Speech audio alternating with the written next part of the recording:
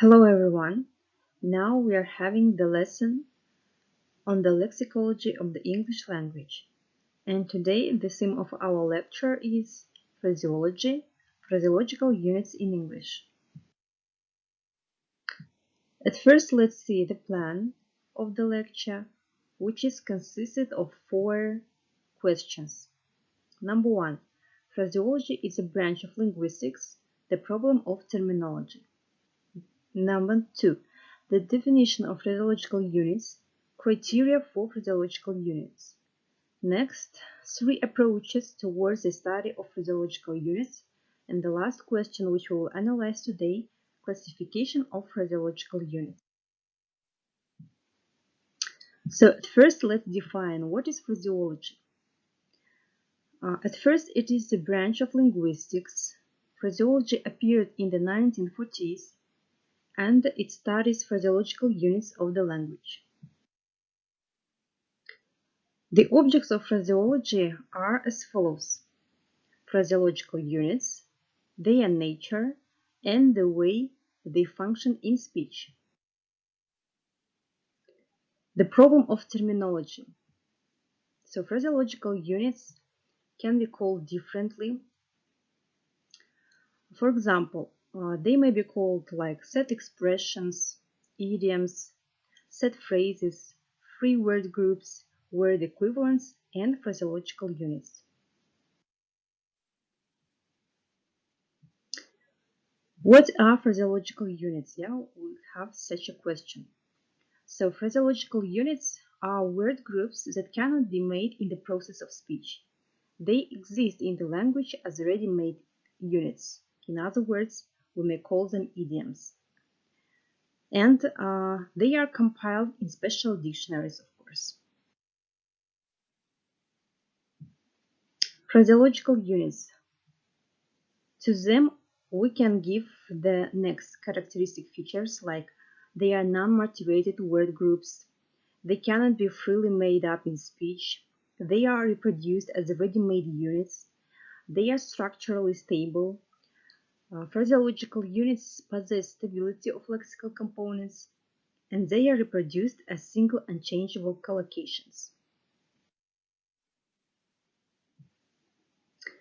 So next we will analyze criterions to distinguish free word groups from phraseological units.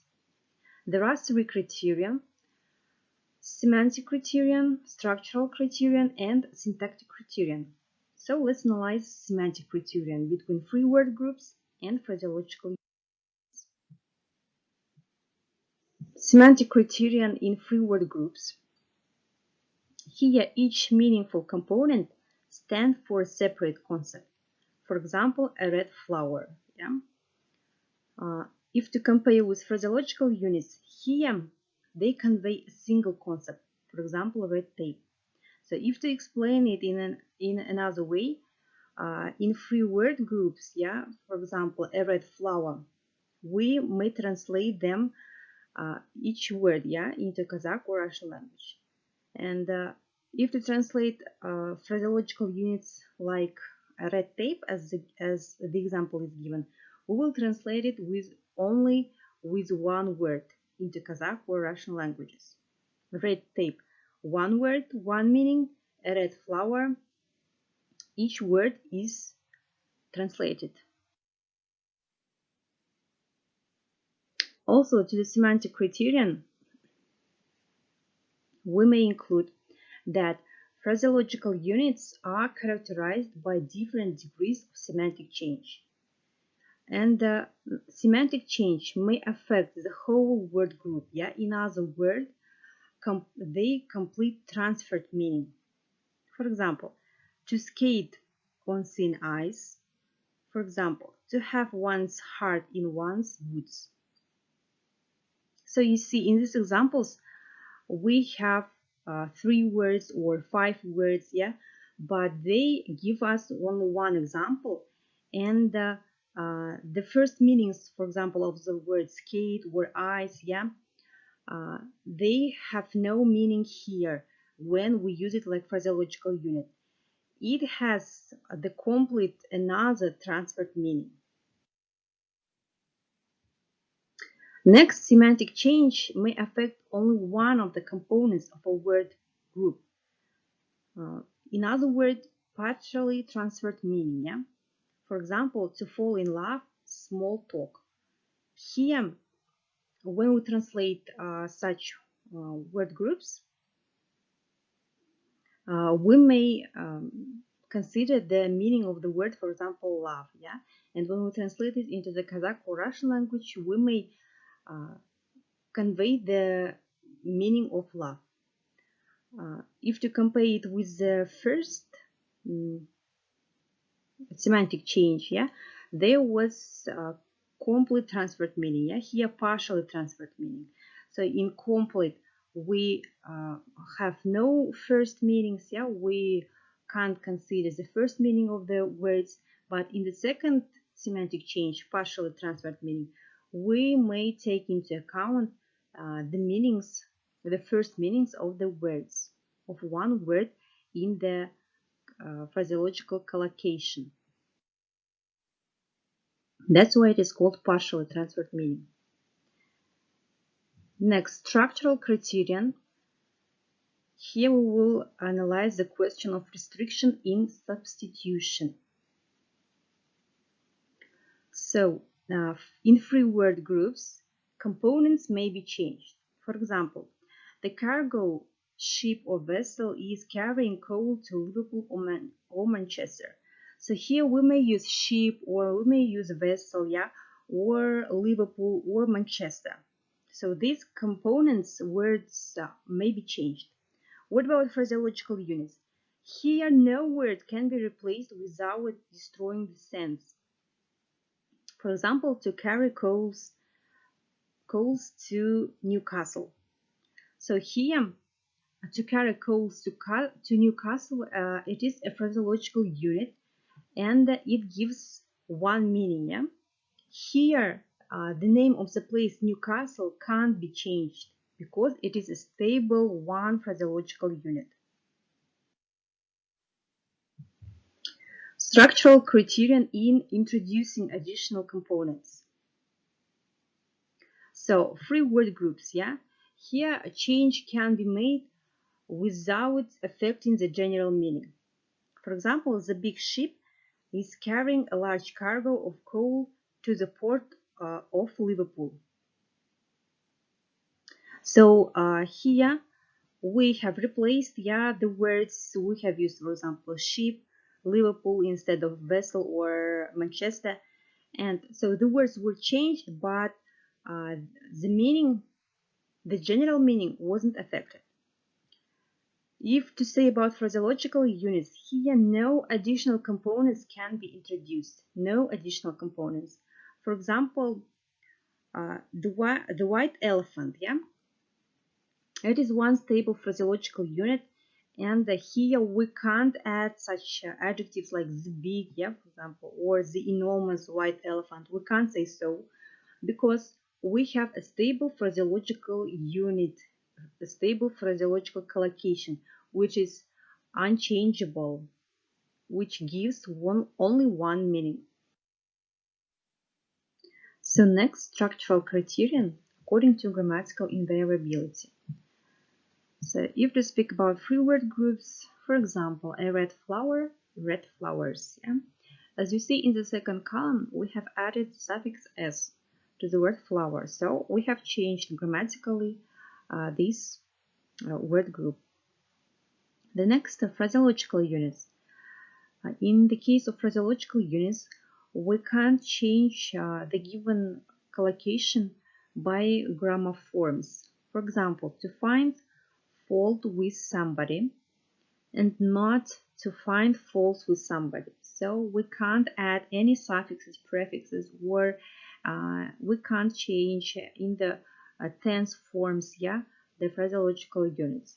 They aren't changeable. They don't have any. Now we will analyze the classifications of phraseological units. The first one is semantic classification.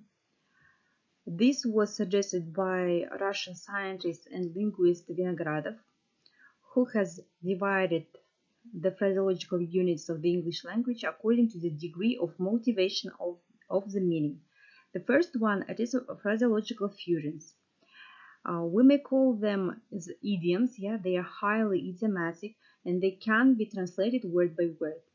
For example, at sixes and sevens. The second group, phraseological unities, they can be guessed. Their meaning can be guessed. Yeah, by means of metaphor or metonymy. For example, to play the first fiddle. So such phraseological units can be understood by the speakers, yeah, because here we may use the methods of metaphor and metonymy. The third group of Vinogradov's classification is phraseological collocations. So here the general meaning can be combined by the given words, yeah, for example, according to their first meaning. For example, cash and carry. Next, structural classification of phraseological units. This classification was given by Russian scientist Professor Smirnitsky, who had compared the words and phraseological units. Yeah, he has divided them into two groups: one top unit and two top units. So the first one top unit, it means the comparison with affixed words. They have only one root morpheme, one root. What about two top units? It is vice versa, yeah? It is the comparison with compound words. Usually they have two root morphemes. The keyword two root morpheme. So one top unit. Let's look at some examples of this classification by Smirnitsky. So the first one, it is verb plus postposition type. For example, to give up, to art up, to nose up, to sandwich in. The second group, it is passive type structures. For example, to be tired, to be interested in. The third type, it is prepositional nominal. For example, on the doorstep. Two top units. Let's see these examples. The first one is attributive nominal. For example, a month of Sundays. You see the translations. Then verb nominal, to read between the lines.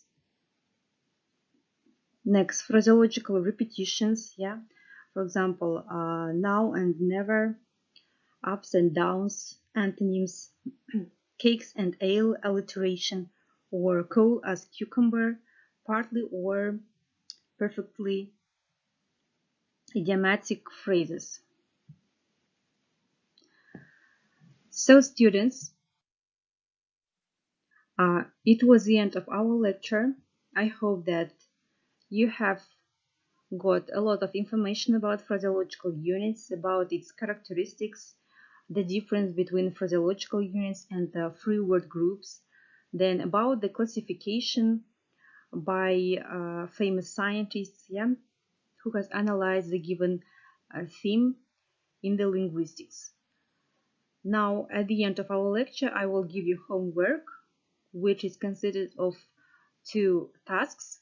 The first one, to give your own examples for types of phraseological units by Vinogradov and Smirnitsky's classifications. And the second one, it is to prepare speaking about the lecture for the next lesson. Thank you for your attention. Goodbye. See you.